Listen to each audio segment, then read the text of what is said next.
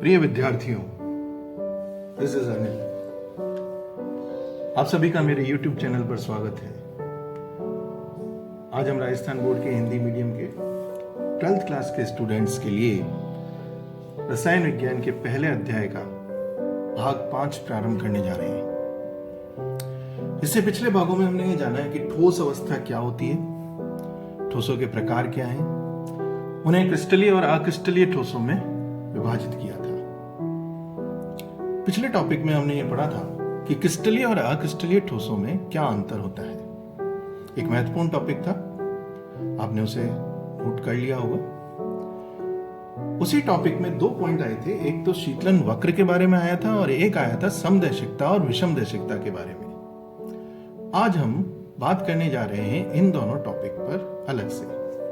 तो आज का हमारा टॉपिक है शीतलन वक्र व समदैशिकता व विषमदैशिकता। दोनों ही इंपॉर्टेंट टॉपिक हैं परीक्षा की दृष्टि से। शॉर्ट नोट्स में कई बार परीक्षा में पूछ लिए जाते हैं। तो पहले हम बात कर रहे हैं शीतलन वक्र के बारे में, जिसे अंग्रेजी में कूलिंग कर्व्स कहते हैं। शीतलन वक्र, जैसा नाम से पता चल रहा है कि शीतलन का तात्पर्य ठंडा करना, तो हम यहां पर एक ठोस पदार्थ ले रहे हैं जो पिघला हुआ है और उस पिघले हुए ठोस पदार्थ को ठंडा करते हैं और ये देखते हैं कि यदि तापमान और समय के मध्य इसका ग्राफ खींचा जाए तो वो किस प्रकार का प्राप्त होगा। तो जब हम शीतलन वक्र को परिभाषित करते हैं तो हम परिभाषित करते हैं एक ऐसे वक्र के रूप में जिसमें तापमान और समय के मध्य एक ग्राफ खींचा जाता है। किसी भी ठोस के लिए हम बात कर रहे हैं कि एक पिघले हुए, कैसा पिघले हुए ठोस, एक पिघले हुए ठोस को ठंडा करने पर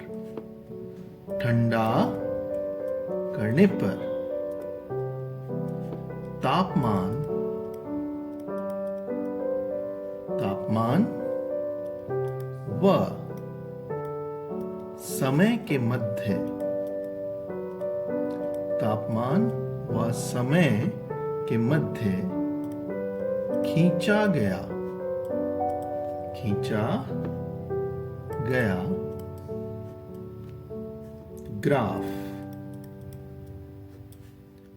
ग्राफ शीतलन वक्र कहलाता है।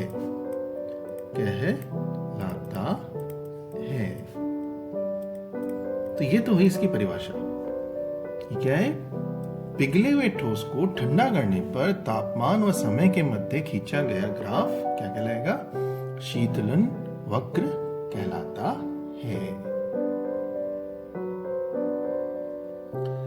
अब देखिए, अब अपन यहां पर एक ग्राफ बना रहे हैं जिसमें एक अक्ष पर हमने लिया है तापमान, डिग्री सेंटीग्रेड में ले लेते हैं। दूसरे अक्ष पर हमने लिया है समय, जिसको हम मिनट में ले लेते हैं। इसी प्रकार से यहां पर एक और हम ग्राफ बनाने जा रहे हैं। एक तरफ हम ले रहे हैं क्रिस्टलीय ठोस और दूसरी तरफ ले रहे हैं हम अक्रिस्टलीय ठोस।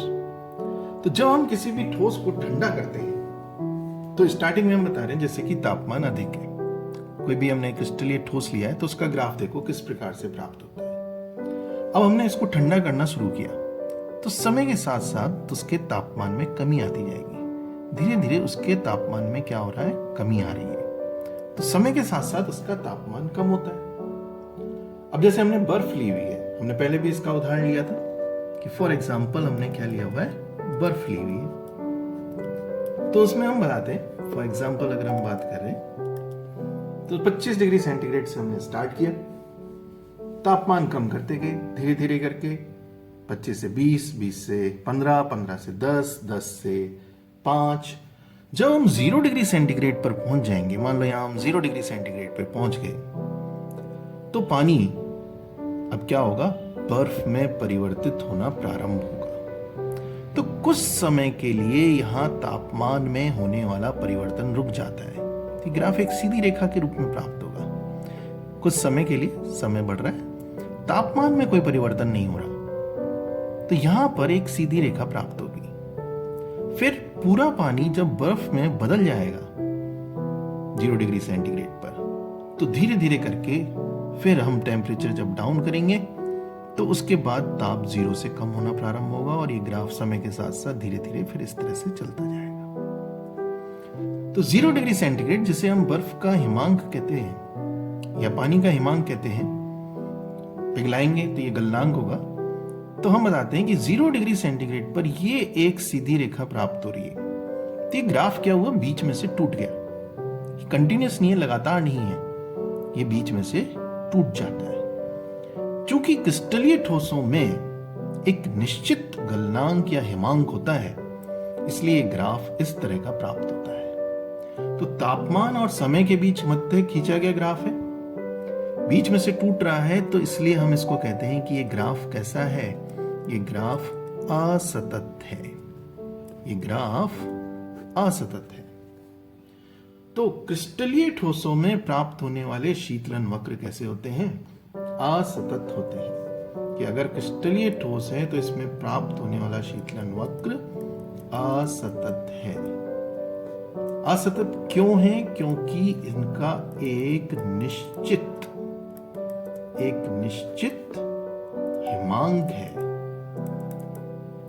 इसलिए मध्य में कुछ समय के लिए तापमान में होने वाला परिवर्तन रुक जाता है। तो यह है क्रिस्टलीय ठोसों का शीतलन वक्र। अब हम बात करते हैं अक्रिस्टलीय ठोसों के लिए। अक्रिस्टलीय ठोस फॉर एग्जाम्पल अपन दे सकते हैं, जैसे कांच है, अपना एक सिंपल सा एग्जाम्पल है, ग्लास कांच एक अक्रिस्टलीय ठोस है। यहां क्या होता है, जब इसको हम ठंडा करना प्रारंभ करेंगे, जैसे कांच को हम जमाएंगे, पिघला हुआ है, तो धीरे धीरे करके समय के साथ साथ इनका तापमान कम होना शुरू होगा। तो ये तापमान कम होना शुरू होता है, स्टार्टिंग में ज्यादा है, फिर धीरे धीरे करके ये कम हो रहा है और ये कम होता ही चला जाएगा जैसा क्रिस्टलीय ठोसों में था। इनमें कोई निश्चित गलनांक नहीं होता है या कोई निश्चित हिमांक नहीं होता है। तो जब आप इसको जमाना शुरू करोगे तो ये क्या है, एक तापक्रम परास में जमते हैं। यहां से सपोज कर लो कि इस टेम्परेचर पर आकर इसने जमना शुरू किया, कांच द्रव से ठोस अवस्था में आ रहा है, तो ऐसा नहीं होगा कि कुछ समय के लिए तापमान में होने वाला परिवर्तन रुक जाए और ये यहाँ पूरा जो कांच है वो पूरा ठोस अवस्था में परिवर्तित हो जाए। यहां क्या होगा, तापमान भी बदलता रहेगा, ये ठोस में भी बदलता रहेगा और ये ग्राफ इस तरह से लगातार चलता रहेगा। मतलब ये एक तापक्रम परास में जमेगा कि इसमें एक टेम्परेचर पर, सपोज कर लो कि इसने 0 डिग्री पे ही मान लो या किसी और टेम्परेचर पे मान लो जमना प्रारंभ किया, तो 0 से लेकर 5 तक वो क्या है, जमता ही रहेगा। तो ऐसे ही कांच का अपना एक जो हिमांक होगा उस पर वो जमना प्रारंभ करता है और तापमान बदलता भी रहता है और साथ ही साथ उसके अंदर क्या होता है, वो ठोस अवस्था में भी परिवर्तित होता रहता है। तो इस तरह का इसमें कोई ब्रेक नहीं आया, कोई सीधी रेखा नहीं आई, तो हम कहते हैं ये ग्राफ कैसा है, ये ग्राफ सतत है। तो अक्रिस्टलीय ठोसों में कोई निश्चित गलनांक नहीं है, हिमांक नहीं है, एक तापक्रम परास में जमते हैं, इसलिए हम कहते हैं कि इनका जो ग्राफ है, शीतलन वक्र है, वो कैसा है, सतत प्राप्त होता है। तो ग्राफ जो प्राप्त होगा वो सतत होगा। सतत होने का कारण है कि इनका कोई निश्चित हिमांक नहीं है, कोई निश्चित हिमांक नहीं होता। ये एक तापक्रम परास में जमते हैं, तापक्रम परास में जमते हैं। तो यह है शीतलन वक्र के बारे में। क्रिस्टलीय ठोसों का शीतलन वक्र असतत है, अक्रिस्टलीय ठोसों का सतत है। कारण क्रिस्टलीय ठोसों में निश्चित हिमांक है, तो इनमें बीच में कुछ समय के लिए तापमान में होने वाला परिवर्तन रुक जाता है। इनका कोई निश्चित हिमांक नहीं है, कोई निश्चित हिमांक नहीं है। निश्चित हिमांक नहीं है, इसलिए ये एक तापक्रम परास में नहीं जमे, एक तापक्रम परास में जमते हैं और इनमें कोई भी इस तरह की सीधी रेखा प्राप्त नहीं होगी, असतत ग्राफ प्राप्त नहीं होगा। तो ये इन दोनों के बारे में हम यहां पर बात कर रहे थे। अगला जो हमारा टॉपिक है वो है समदैशिकता और विषमदैशिकता को समझाना। क्रिस्टलीय और अक्रिस्टलीय ठोसों के अंतर में हमने दिया था कि क्रिस्टलीय ठोस जो होते हैं वो विषमदैशिकता प्रदर्शित करते हैं और अक्रिस्टलीय ठोस जो होते हैं वो समदैशिकता प्रदर्शित करते हैं। मतलब ये डिफरेंस हम दे चुके हैं कि विषमदैशिकता कौन प्रदर्शित करेगा। विषमदैशिकता क्रिस्टलीय ठोस प्रदर्शित करेंगे, ठोस प्रदर्शित करते हैं।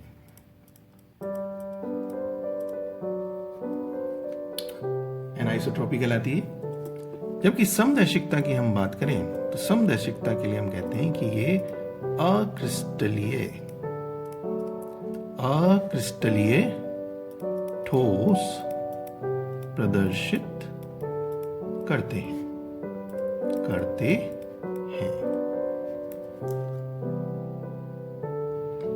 अब देखो इसमें होता क्या है। हम बता दें कि इसमें ठोसों के कुछ भौतिक गुणों का मापन होता है, कुछ भौतिक गुणों का मापन करते हैं। जैसे अपवर्तनांक हुआ, अपवर्तनांक, कठोरता हुई, ऊष्मा विद्युत चालकता हुई, विद्युत चालकता हुई। तो इस तरह के कुछ भौतिक गुण हैं और इनका मापन हम करते हैं इन ठोसों में। तो विषम का मतलब है असमान और सम का मतलब है समान। दैशिकता का मतलब दिशा से है। तो अगर अलग अलग दिशाओं से मापन किया जाए, कैसे अलग अलग दिशाओं से मापन किया जाए, जैसे ये कोई ठोस पदार्थ है, इसके लिए हम अपवर्तनांक ज्ञात कर रहे हैं तो प्रकाश की किरण गुजारते हैं इसमें से हम, तो एक तो जैसे इस डायरेक्शन में से होके गुजारे, एक हम इस डायरेक्शन में से होके गुजारे, अलग अलग दिशाएं हुई। तो अगर अलग अलग दिशाओं से प्रकाश गुजारने पर इसका मान अलग अलग आए तो ये विषमदैशिकता कहलाएगी, और अगर ये एक समान आए तो ये समदैशिकता कहलाएगी। ये इनकी परिभाषा है। यानी परिभाषा में हम क्या देते हैं कि किसी, ये हमारी परिभाषा है, परिभाषा में हम देते हैं कि किसी ठोस के लिए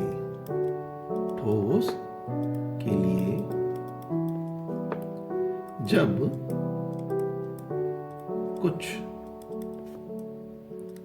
भौतिक गुणों का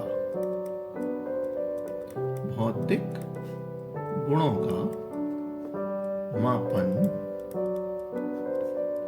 विभिन्न दिशाओं से किया जाता है, विभिन्न दिशाओं से किया जाता है, तो यदि उनके मान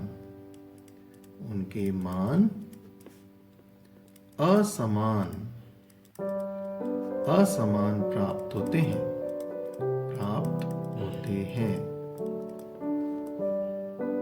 तो उनका यह गुण विषम दैशिकता कहलाता है। वह वे पदार्थ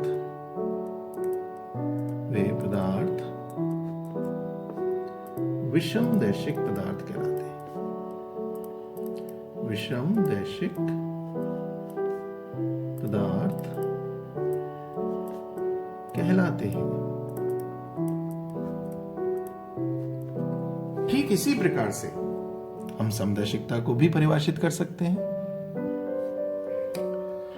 तो समदैशिकता में हम बताते हैं कि किसी ठोस के लिए जब कुछ भौतिक गुणों का मापन विभिन्न दिशाओं से किया जाता है, तो यदि उनके मान समान प्राप्त होते हैं तो उनका यह गुण समदैशिकता कहलाता है और ये पदार्थ समदैशिक पदार्थ कहलाते हैं।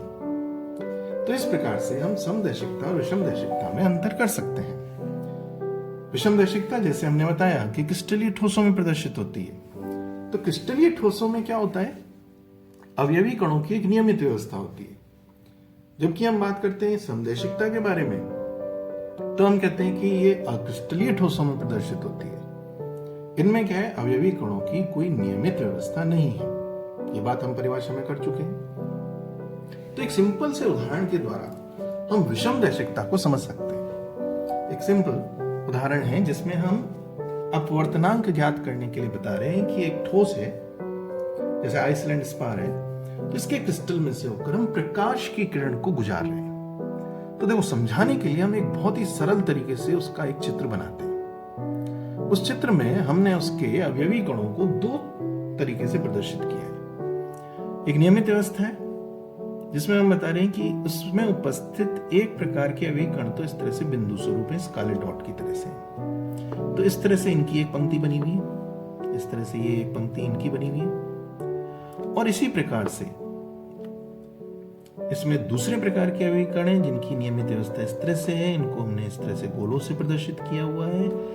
ये इसके अंदर उपस्थित दूसरे प्रकार के अवयवी कण हैं। तो अंतरिक्ष में इन्हीं की पुनरावृत्ति हो रही है और ये पूरे क्रिस्टल जालक में फैले हुए हैं। इसको हम इस प्रकार प्रदर्शित कर सकते हैं। तो देखो, ये एक प्रकार के अवयवी कणों की पंक्ति होगी, इस तरह से ये व्यवस्थित तरीके से है। ये दूसरे प्रकार की होगी, चाहे आप ऐसे देख लो चाहे ऐसे देख लो, किसी भी प्रकार से देख लो। अब इस क्रिस्टल में से होकर एक प्रकाश की किरण गुजर रही है, उसकी दिशा हम दिखा रहे हैं ये है। क्योंकि क्रिस्टलीय ठोस है, अवयवी कणों की एक नियमित व्यवस्था है, इस दिशा को हमने दिखाया ए बी डायरेक्शन। तो इस ए बी डायरेक्शन से जब होकर ये प्रकाश की किरण गुजर रही है, अब देखो इसके एक तरफ एक प्रकार के अवयवी कण है, दूसरी तरफ दूसरे प्रकार के अवयवी कण है। तो यहां होने वाली अन्य क्रिया इस प्रकार होगी कि एक तरफ एक प्रकार के अवयवी कण होंगे और दूसरी तरफ दूसरे प्रकार के अवयवी कण होंगे। अगर हम प्रकाश को इस दिशा से होकर गुजारें, इसमें से सी डी डायरेक्शन ले लो, अगर आप इस प्रकार से होकर गुजार रहे हो तो आप देखो अवयवी कणों की व्यवस्था कैसी है। इसके दोनों तरफ एक गोला है, एक बिंदु है, एक गोला है, एक बिंदु है, एक गोला है, एक बिंदु, एक गोला, एक बिंदु। अवयवी कणों की व्यवस्था अलग तरीके से, इस दिशा में अलग तरीके से है, इस दिशा में अलग तरीके से है। क्योंकि यहाँ अवयवी कणों की एक नियमित व्यवस्था है, तो अलग अलग दिशाओं से मापन करने पर यहां पर अपवर्तनांक का मान अलग अलग प्राप्त होगा। तो इस आधार पर हम कहते हैं कि क्रिस्टलीय ठोसों में विषमदैशिकता का गुण पाया जाता है, जबकि समदैशिकता में ही होता है। क्रिस्टलीय ठोसों में कोई व्यवस्था नहीं होती है, अवयवी कण अनियमित रूप से फैले हुए होते हैं, तो वहां औसत निकलता है, सब तरफ से एक ही प्रकार का मान प्राप्त होता है। तो आप उसमें जैसे कांच को लेकर उसके अंदर प्रकाश को गुजारेंगे तो उसका अपवर्तनांक चाहे किसी भी दिशा से ज्ञात करो, सभी दिशाओं से उसका मान एक समान प्राप्त होगा। तो ये आज का हमारे टॉपिक था, जिसमें हमने एक तो शीतलन वक्र के बारे में जाना और दूसरा समदैशिकता और विषमदैशिकता के बारे में जाना। आशा है आपको ये समझ में आया होगा।